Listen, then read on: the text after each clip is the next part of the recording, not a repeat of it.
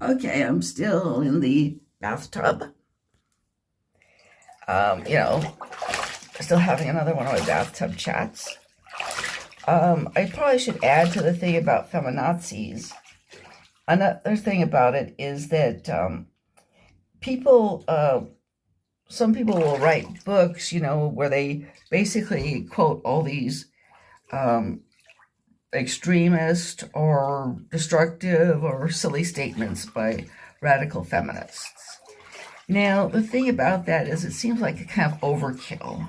Okay, like for example, Ellen Peck wrote a book called A Funny Thing Happened on the Way to Equality. And a lot of it is attacks on, extremism, extremist things said by radical feminists. But the problem with that is, okay, what are the chances that people are going to remake their lives because this and that or that radical made a silly statement? You can see a parallel in the Bible. The Bible and the Koran are regarded as holy books. Jewish people regard, or devout Jewish people regard what is called the Old Testament as the Word of God. Christians regard the Old Testament and the New Testament as the Word of God. Muslims regard the Koran as the Word of God. Okay, these are supposedly things that are said from on high, and yet people routinely disobey what they believe to be the Word of God. Jewish, Christian, and Muslim men all see prostitutes, will have one-night stands, commit adultery, commit fornication, all these things on a routine basis. Women do as well.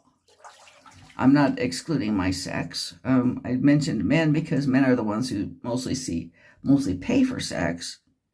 But certainly a lot of women who are devout Jews, devout Christians, devout Muslims, they go against their holy books on a regular basis.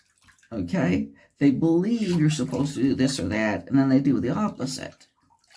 Now, if people routinely disobey what they consider to be the Word of God, what are the chances that people are going to completely tear up their lives on the basis because some radical feminist or radical this or that made a silly statement?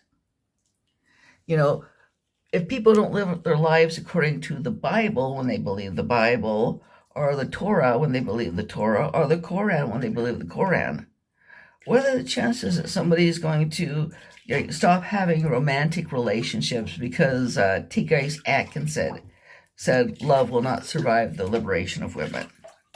I'd say the chances are pretty close to zero. And so I do think that, sometimes we have to pick our battles, and, battles against silly radical statements aren't necessarily worth fighting. Hope you like hearing that. We'll tell other people about me. Okay?